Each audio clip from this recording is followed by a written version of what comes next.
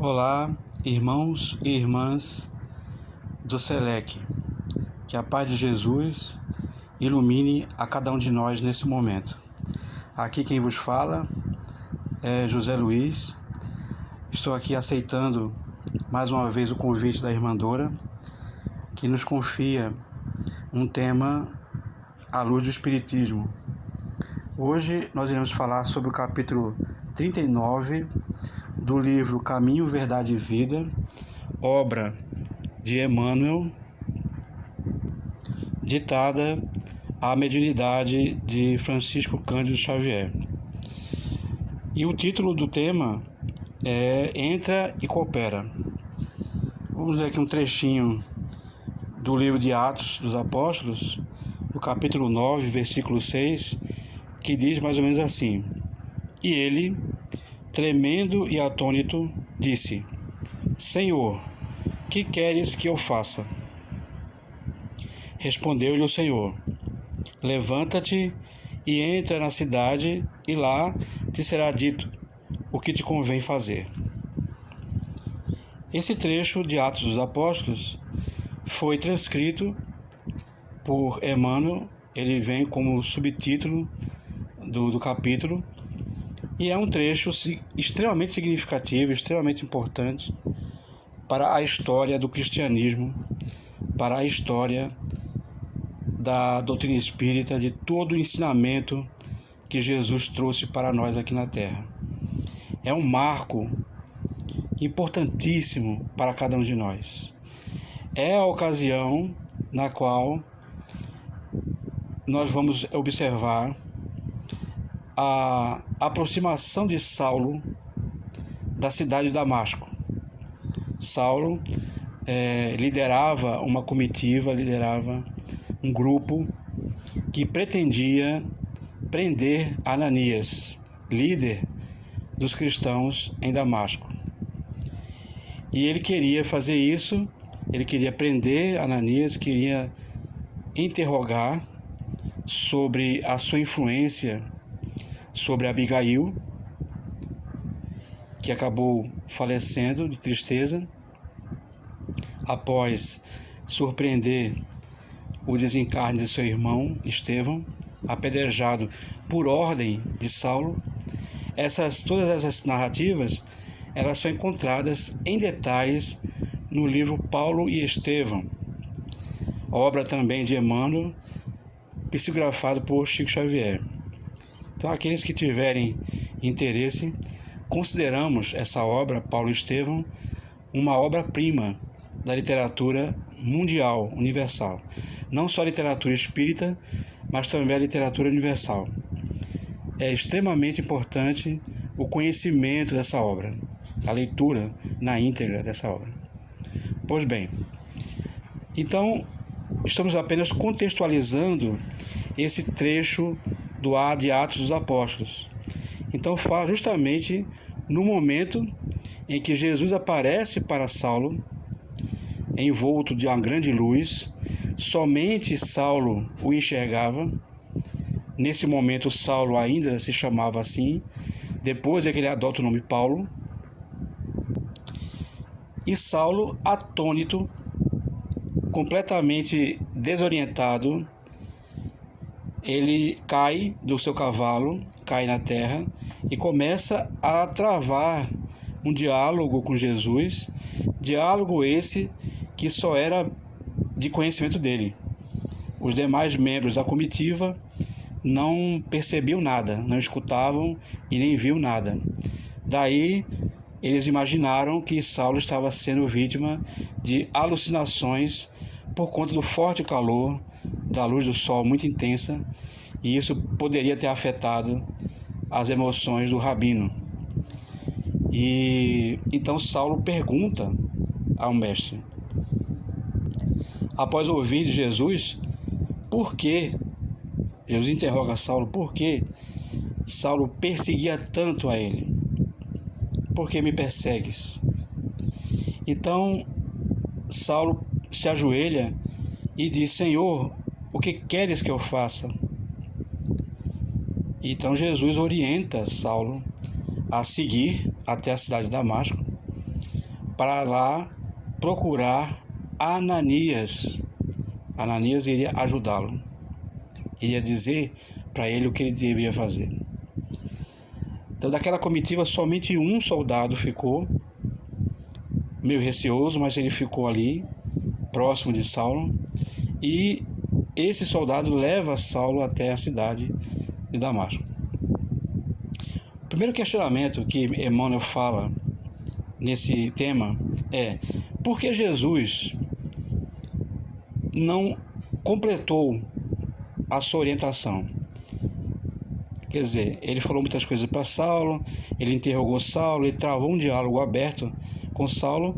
Mesmo assim, ele deixou para que Saulo buscasse Ananias, e Ananias então iria completar a orientação necessária para ele, dessa nova fase da vida de Saulo.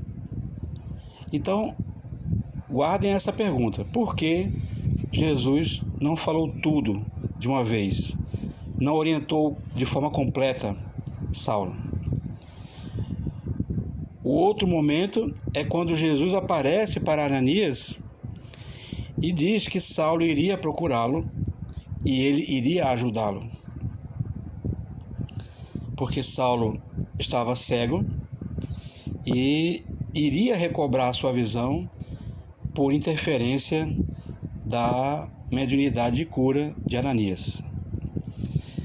Pois bem, Ananias ele hesita, ele fica inseguro diante daquela situação, porque ele sabia que Saulo tinha intenções de prendê-lo e de matá-lo, de executá-lo. Por conta da sua liderança junto aos cristãos, ele não tinha ideia da questão de Abigail, mas é necessário entender que Ananias estava extremamente inseguro, receoso daquele contato com o grande perseguidor de cristãos que era Saulo, que tinha feito fama entre os cristãos por conta da sua perseguição, da sua crueldade. Ele era muito perverso nas suas decisões quanto à execução dos seguidores do carpinteiro, como ele dizia. Então, esse episódio ele se fecha quando finalmente Saulo encontra Ananias. Ananias impõe as suas mãos sobre os olhos de Saulo e ele recobra a visão. Esse episódio ele é extremamente, como diz Emmanuel, logo no início do texto, ele fala que é extremamente linda, é um trecho muito lindo, muito importante e significativo para a humanidade, porque foi o marco decisivo onde Saulo transforma-se em Paulo e assim, dessa forma, o famoso 13º apóstolo de Jesus, aquele que viria para consolidar a fé cristã no mundo, o grande mensageiro, o grande intérprete de Jesus aqui na Terra. Então, a sua inteligência, a sua cultura, a sua grandeza, a sua firmeza de espírito seria então convertida nesse esforço de semear as verdades de Jesus pelo mundo. Lembre-se daquela pergunta que fizemos agora há pouco: por que Jesus não fez, digamos assim, a orientação completa, não deu a orientação completa para Paulo? É que Jesus pretendia enlaçar Saulo e Ananias, dois seres muito importantes para o cristianismo, dois seres muito importantes para o movimento de libertação espiritual da Terra, e ele precisava passar a mensagem da cooperação. Por isso o nome do tema: entra e coopera, ou seja, entra na cidade de Damasco, e coopera, faz sua parte. E a parte dele, a parte de Saulo, era justamente aquela de ajudar as pessoas que iriam ajudá-lo. Tem um pensamento de Roberto Chiniachik, o grande escritor, terapeuta, psiquiatra. Então ele fala assim, que nós deveríamos ajudar quem quer nos ajudar. Então ajude as pessoas que querem te ajudar. Como assim? Muitas vezes nós somos pessoas difíceis, pessoas intransigentes, pessoas que não cedem com muita facilidade. E essa rigidez, muitas vezes de caráter, prejudica a nossa evolução espiritual. Porque se nós aqui na Terra existimos em função de uma convivência em sociedade, e que essa convivência em sociedade ela se apoia na necessidade mútua entre as pessoas, então quando nós nos fechamos diante daquela situação de necessidade, muitas vezes precisamos mesmo de ajuda, e aí o nosso orgulho, o nosso preconceito, a nossa vaidade, a nossa arrogância, faz com que muitas vezes nós criemos uma dificuldade desnecessária em torno daquelas pessoas que querem realmente nos ajudar. Muitas vezes, por orgulho, nós rejeitamos inicialmente aquela ajuda. Nos sentimos naquela posição da pessoa forte, da pessoa independente e que não precisa das pessoas, possui total autonomia. Isso é ilusão. Ninguém nesse mundo faz algo sozinho. Ninguém. Tudo que é feito nesse mundo se baseia em cooperação, se baseia em mútua cooperação. Já dizia Isaac Newton, no leito de morte, ele diz que se ele chegou até ali, naquele estágio tão avançado de conhecimento, de cultura, de intelectualidade, então ele fala, se eu cheguei até aqui, foi subindo em ombros de gigantes. Então esse pensamento de Isaac Newton é muito importante entender que ele, o grande matemático, o grande físico, o grande astrônomo, ele não aceitava a ideia de ter feito tudo aquilo sozinho. De fato, ele partiu de obras anteriores, ele partiu de trabalhos inacabados, de grandes mestres e grandes gênios do passado, e o que ele fez foi aprimorar, avançar esses estudos, colocar a sua cota pessoal, mas entendendo que ele não partia do zero, ele não estava partindo de algo que não existia. Ele estava dando expansão, dando desenvolvimento àquilo que já estava mais ou menos elaborado na sua base, no seu esqueleto. Então isso acontece com tudo em nossas vidas. Isso acontece com todos nós.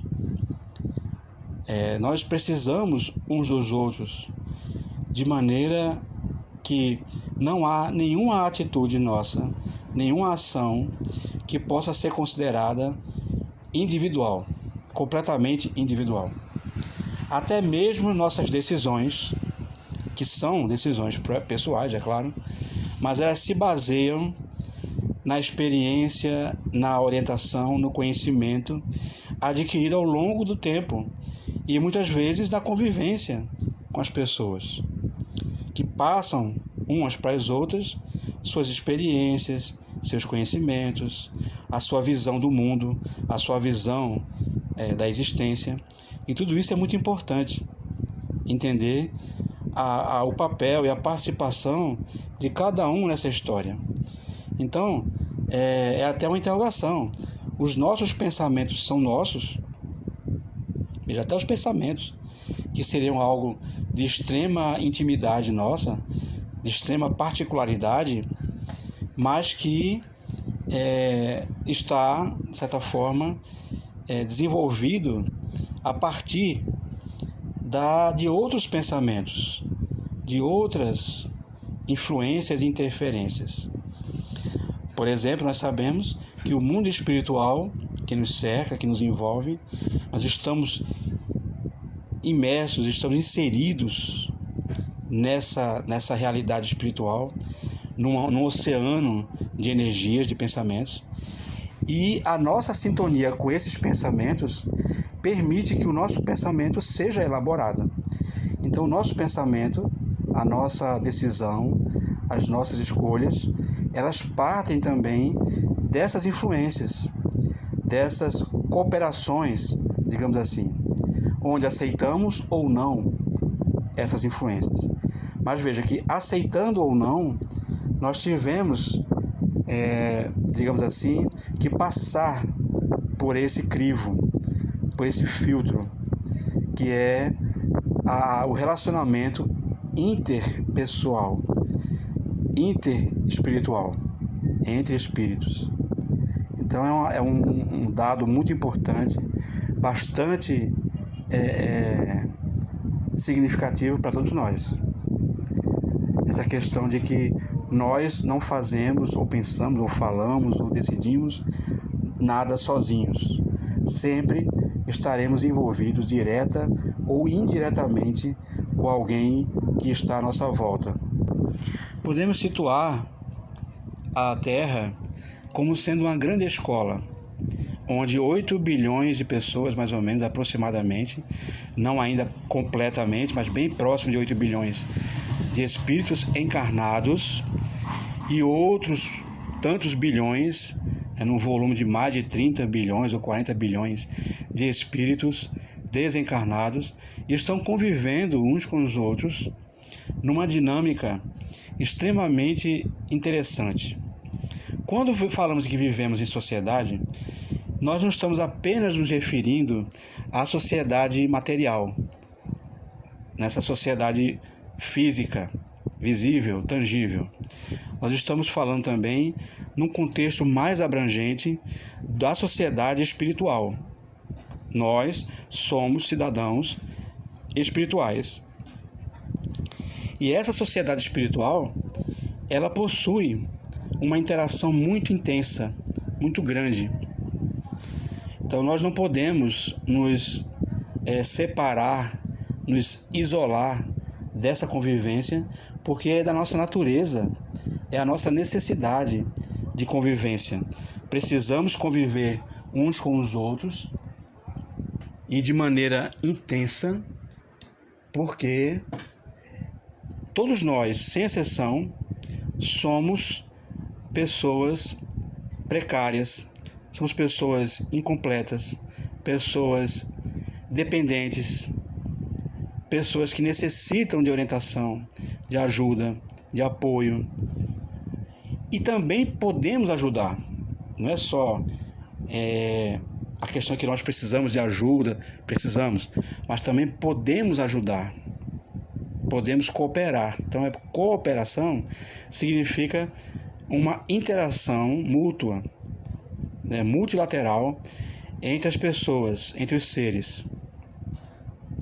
Quando falamos seres, existe também a questão mais ampla ainda, envolvendo a natureza, envolvendo as plantas, envolvendo os animais, envolvendo a própria estrutura física da Terra, do planeta Terra, as águas, os minerais e tudo que possa existir nesses ambientes. Então existe uma grande interação entre os seres, entre as criaturas de Deus. Tudo isso propositalmente realizado, isso faz parte de um plano de Deus, faz parte do propósito divino, que todos cooperem entre si, que exista essa mutualidade, existe essa cumplicidade entre os seres, porque um deve ajudar o outro de alguma forma, seja retribuindo, seja contribuindo, enfim, de alguma forma essa ajuda acontece. Quando falamos de escola, falamos porque O grande móvel da nossa existência é o aprendizado, é a evolução. Então, se de alguma forma passar por nossa cabeça a ideia muito estranha de que não temos o que aprender, de que não há novidade, se a rotina do dia a dia tomar conta da nossa atitude a tal ponto de não conseguirmos enxergar nada de novo, nada de interessante, nada de importante, nada que ele nos eduque, que nos esclareça, que nos amplie a visão no mundo, então estamos passando por alguma situação muito grave, muito urgente. Precisamos rever urgentemente a nossa postura dentro da vida, caso seja essa a nossa percepção, o nosso sentimento em relação à vida. Isso acontece muito com as pessoas mais idosas. Então, já, infelizmente, tivemos a oportunidade de observar, de ouvir, de conversar com pessoas de idade avançada que dizem isso, que não tem mais futuro, não tem mais esperança, não tem mais o que aprender, nada é mais novidade no mundo, etc. Então, essa maneira de enxergar o mundo, ela é muito nociva, ela é muito perigosa, porque é está a um passo daquele pensamento autodestrutivo, que já que eu não tenho mais função, eu não tenho mais razão de viver, ou porquê estar aqui, então é preferível que eu seja subtraído da terra, seja então acolhido pela morte. Então, nesse momento, existem duas situações. Uma, daqueles que querem extinguir a vida porque imaginam-se extintos após a morte, ou seja, as pessoas materialistas, os descrentes, aqueles que não estão ligados a nenhum tipo de princípio filosófico ou religioso, ou mesmo até científico, que possa sensibilizá-los quanto à continuidade da vida. Essas pessoas imaginam que morreu, acabou. E a morte é o fim de tudo. É o fim da parte física, é o fim do sofrimento, caso tenha, é o fim de todos os problemas que porventura estejam passando. Quando, na verdade, é uma grande ilusão. A morte não é o fim. A morte é uma continuidade. E aí existe o outro lado. Pessoas que sabem disso.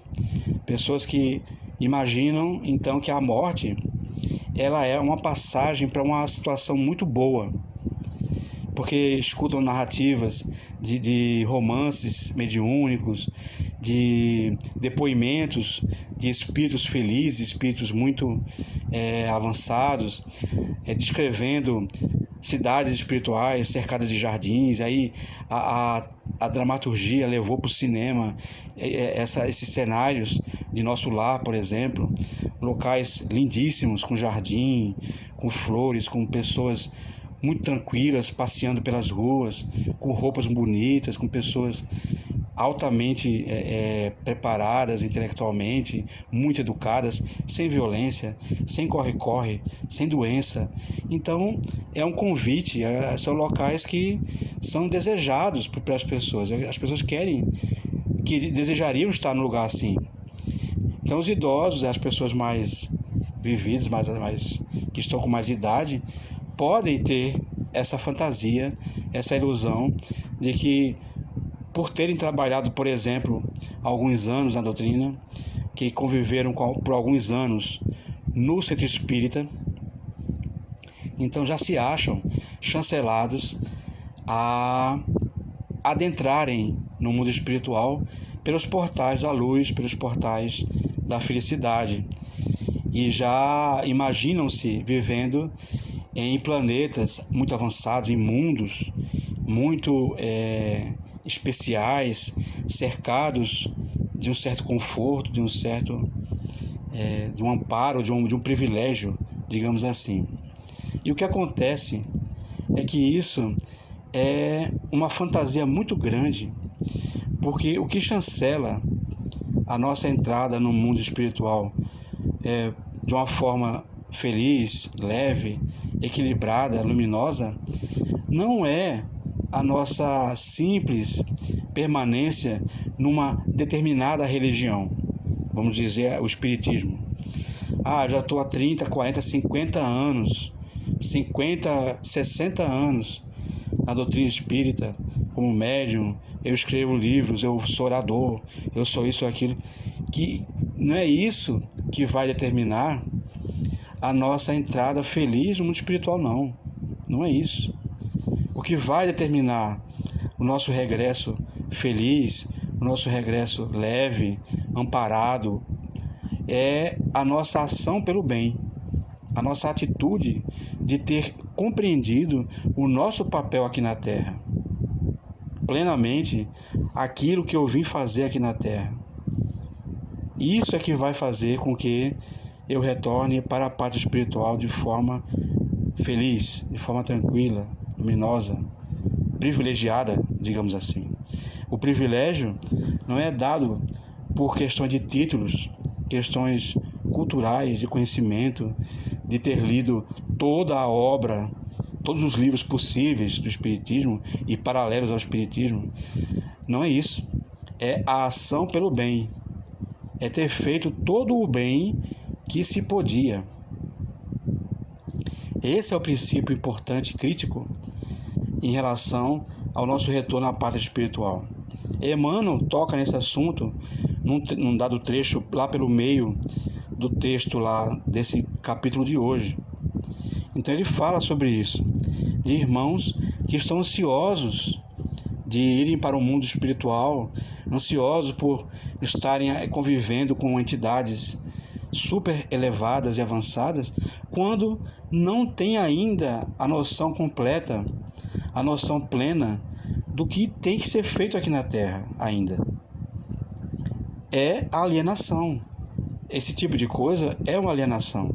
Você está se alienando, você está vivenciando algo que você não tem a menor ideia ou certeza de que vai atingir, de que vai ter condições de conviver com aquilo. Então, a certeza de se chegar no plano espiritual de forma equilibrada, de forma lúcida, plena, luminosa, é dada exclusivamente pela ação pelo bem. Exclusivamente. Tanto é que Kardec coloca: fora da caridade não há salvação. Não há salvação. Ou seja, quem pretende ser feliz após a morte, quem pretende ter uma vida plena no mundo espiritual, sem angústias, sem dores, sem amarguras, tem que preparar isso agora. E essa preparação se baseia na questão exclusiva de fazer o bem. É claro que fazer o bem é algo muito amplo e muito subjetivo, né? Não é só a ação pelo bem, pode ser feita das mais diversas formas. Ouvindo uma pessoa que precisa, falando com uma pessoa que está ali naquele desespero, agasalhando uma pessoa que está com frio, alimentando quem está com fome. Enfim, o leque de possibilidades é infinito para fazer o bem. Agora, tem alguns critérios. Já que falamos da caridade, já que estamos falando dessa questão de salvação pela caridade, é necessário cumprir as características básicas, fundamentais da caridade. Jesus explicou muito bem isso, de forma clara, objetiva. Faça aos outros aquilo que você quer que os outros façam com você. É o começo da história. É o primeiro princípio. Fazer aos outros o que você quer que seja feito com você e da mesma forma que você queria que fosse feito com você. Segundo tópico, muito importante, igual em importância ao primeiro, que a mão esquerda não saiba o que faz a mão direita. É muito importante isso.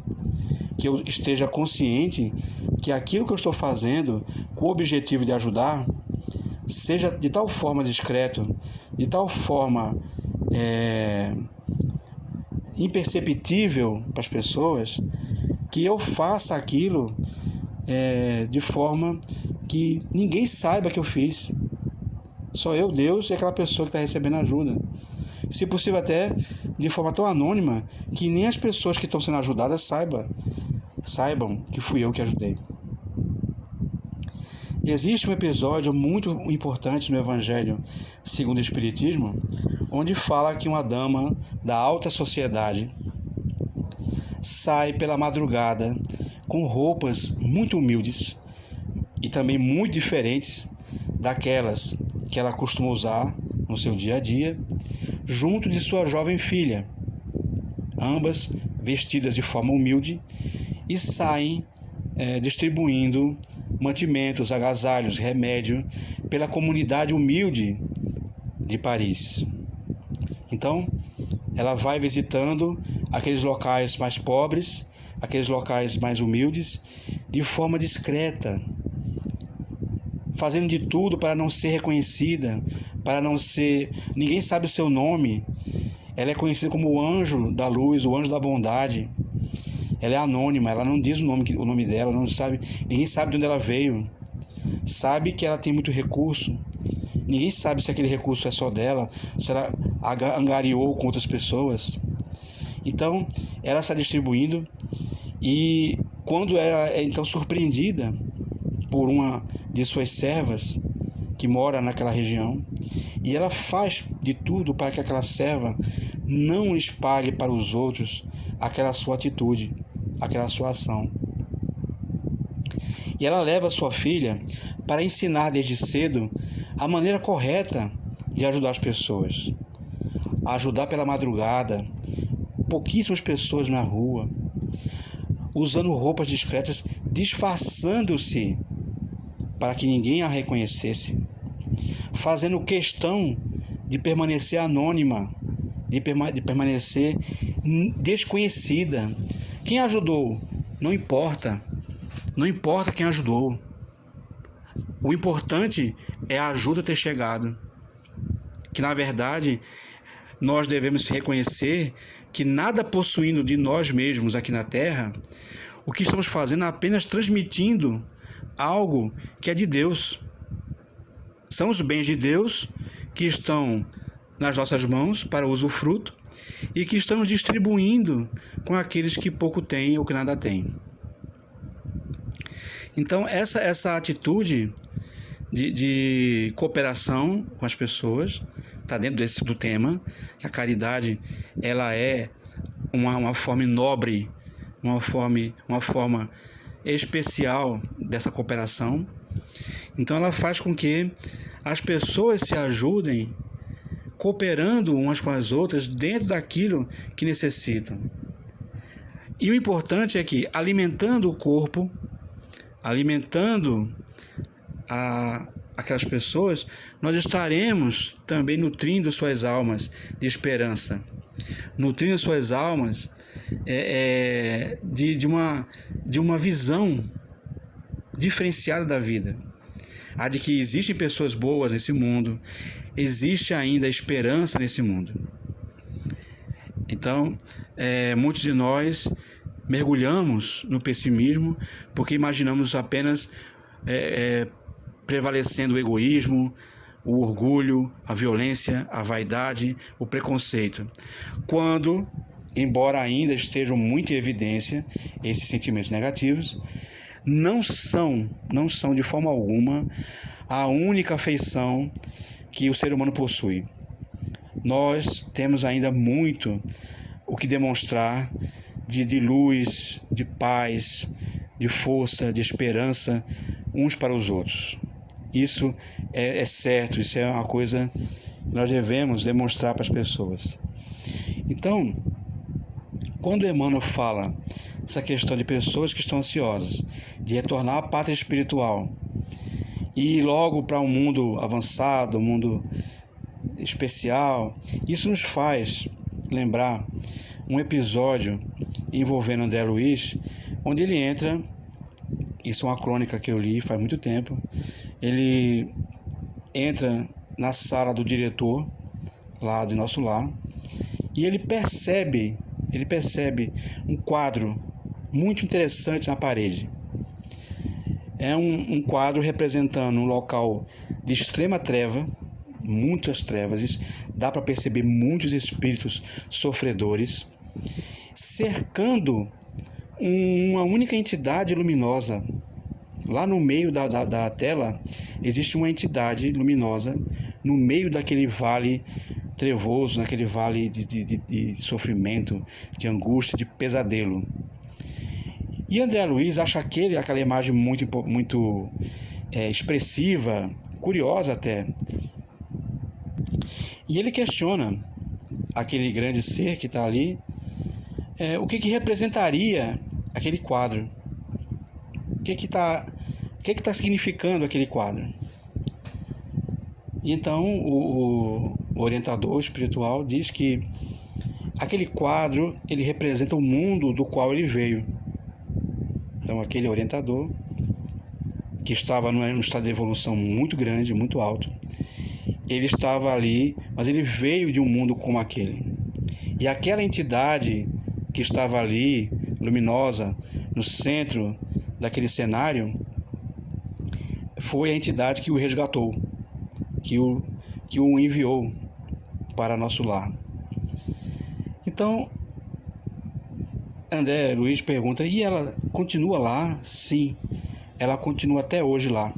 Ela pediu a Deus para ficar por lá, porque ela vê tanto sofrimento, tanta pessoa necessitando de ajuda, e ela está ali para então tentar ajudar as pessoas que já percebem um pouco da luz, já pedem ajuda, já estão ali mais sensíveis a essa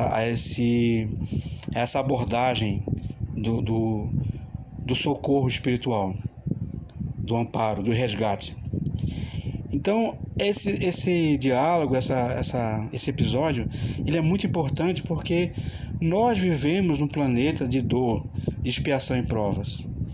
Nós vivemos num cenário espiritual pesado, cercado de violência, cercado de guerra, de preconceito, de orgulho, de ambição, de tanta coisa ruim. Então nós estamos ainda precisando fazer muito para esse mundo. Porque esse mundo é como ele está agora, também por nossa culpa.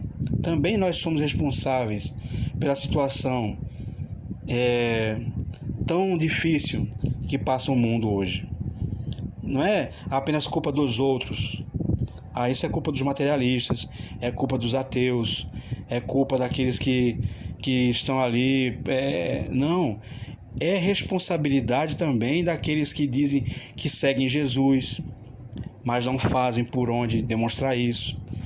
Daqueles que estão dizendo que são espíritas, que estão convivendo na casa de oração, dentro de um cenário extremamente oportuno para encontrarmos razões e objetivos elevadíssimos de vida, mas não estamos fazendo algo, de fato, para merecermos esse adjetivo de ser espírita, de ser uma pessoa, um ser envolvido e imerso em energias positivas, de conhecimentos positivos, de exemplos que estão a todo instante sendo dados para nós de como ser espírita.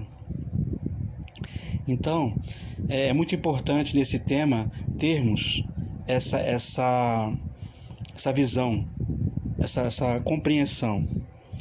Então, entra e coopera. Podemos também dizer isso em relação ao centro espírita, a casa de oração. Entra, acesse a casa de oração e trabalhe, e coopere, e faça tudo o que for possível para ser útil, para ser amigo, para ser companheiro, para dividir, para ouvir, para falar, para fazer o que deve ser feito. E, principalmente, quando sairmos da casa de oração, quando acabar nossas tarefas ali, levarmos para o mundo essa energia, levarmos para o mundo esse exemplo, essa disposição de ajudar, essa disposição de fazer o que é bom e o que é certo. Cada um de nós estará atuando em várias partes, em várias faces da vida social, no comércio, na tecnologia, na saúde. Vamos ser médicos, enfermeiros, advogados, engenheiros, faxineiros, pedreiros. Vamos ser pessoas comuns no dia a dia. E em cada uma dessas esferas de atuação, nós teremos a oportunidade de ser úteis. Aí é a grande ilusão de muita gente que imagina que para ser espírita, eu tenho que ser espírita no centro. Depois que eu saio, eu sou uma pessoa comum, eu sou uma pessoa normal. Eu já ouvi isso muitas vezes. Que pessoas estão no centro, ali, assim seja, que maravilha e tal, ou na igreja, glória, aleluia, amém. E quando saem desses núcleos religiosos, vão para a vida normal, entre aspas. Ou seja, imaginam-se que naquele momento ali é como se fosse um ambiente sagrado, né, um refúgio da alma, e que fora dele vamos retornar para a rotina do mundo comum, do corre-corre, da violência, do preconceito, da arrogância, enfim, de tudo aquilo que tem nos arrastado para baixo, arrastado cada um de nós para uma dimensão inferior, para uma dimensão de vida ainda infeliz. Então, para alcançarmos essa percepção, essa visão de mundo que Kardec tanto nos fala, de termos o ponto de vista mais alto, de enxergarmos a vida do mais alto, entendendo que as nossas dores, as nossas angústias, elas vão ficar praticamente reduzidas a zero, vamos reduzir a zero o nosso sofrimento, quando do alto da nossa observação imaginarmos como somos pequenos e como menores ainda são os nossos problemas diante da grandeza de Deus, diante da dimensão maior que nos é oferecida quando estamos elevados, quando somos elevados espiritualmente, quando conseguimos ver a vida de um ponto mais alto, não aqui rasteiros, terra a terra, mas do alto, enxergando a vida como ela é, ampla, infinita, belíssima, grandiosa em toda a sua dimensão. Então, estamos chegando já próximos aí das conclusões do tema. Eu acredito que nós falamos tudo aquilo que foi mais ou menos relevante sobre o assunto, mas fica aí a mensagem. Estamos cooperando uns com os outros? Nós estamos facilitando, digamos assim, a vida daqueles que precisam de nós ou daqueles que querem nos ajudar? São reflexões que não podemos esquecer de fazer todos os dias. Eu estou cooperando no centro da maneira que eu deveria cooperar? Eu sou espírita fora do centro? Eu consigo, no meu dia a dia, na minha vida, na minha convivência com a família, na minha esfera de trabalho, seja qual for, seja eu chefe, subalterno, enfim, trabalho em equipe ou sozinho, mas aonde quer que eu esteja, estou sendo espírita? Eu estou levando para o meu dia a dia, para a minha vida, para as minhas palavras, os meus pensamentos, os meus sentimentos, as minhas reações. Eu estou trazendo para a minha natureza, para a minha realidade, os conceitos, os conhecimentos, os exemplos que o Espiritismo nos dá. A essas perguntas, que respostas vão surgir? Deveremos ter muita coragem para ouvir com sinceridade a nossa própria consciência. Porque se não estamos fazendo isso, se não estamos conseguindo ser espíritas fora do centro, é urgente que passemos a ser. É muito importante isso. Tem um pensamento de Chico Xavier que fala assim, que ele fala que dentre todos os conhecimentos e lições que ele aprendeu com Emmanuel, e foram muitas, mas ele ele guardava muito dentro de si, ele guarda muito dentro de si, que a oração nos aproxima, nos lembra Deus. A oração, ela permite que nós nos aproximemos de Deus. E o trabalho permite que nós, nos envolvendo de tal forma naquele trabalho, possamos nos esquecer de nós. Então, oração e trabalho.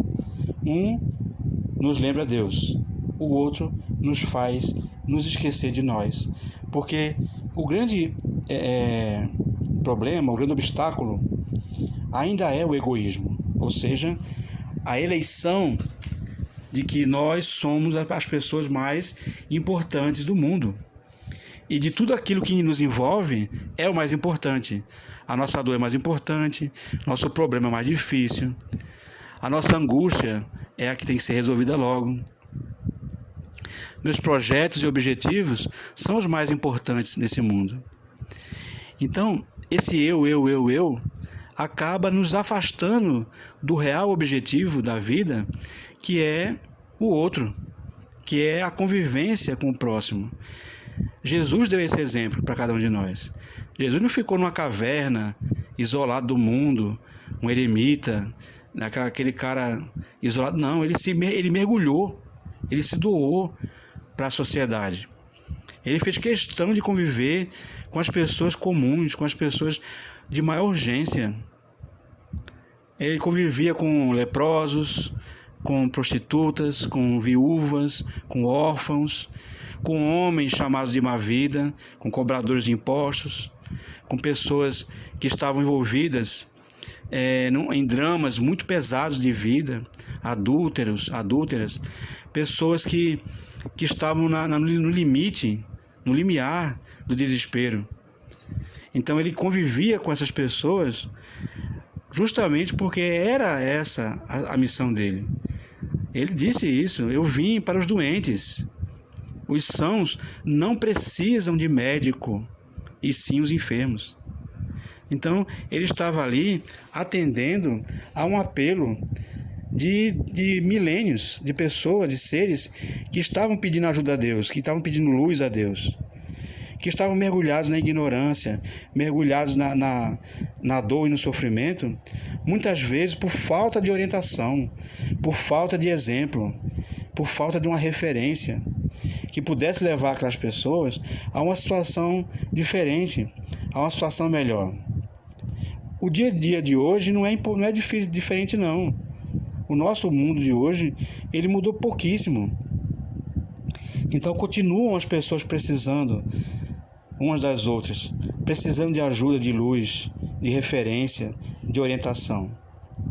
E a doutrina espírita é essa referência, é essa possível orientação que nós poderemos dedicar a essas pessoas, através do trabalho, através da oração, através do exercício constante de cooperação, de ajuda, de fraternidade, de solidariedade, de empatia. Palavra tão repetida por aí pela mídia e que as pessoas talvez não tenham noção do real alcance, do real significado do que é ser empático. É colocar-se no lugar do outro. É realmente entender a dor do outro como sendo sua, como sendo sua própria dor. É entender que tudo que está acontecendo nesse mundo tem um objetivo maior.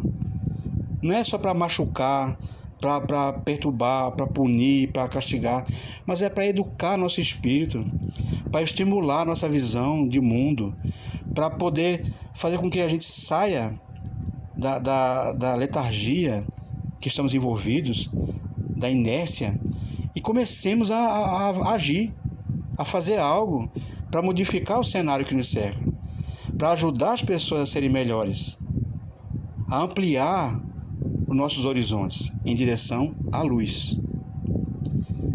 Então chegamos à conclusão do tema.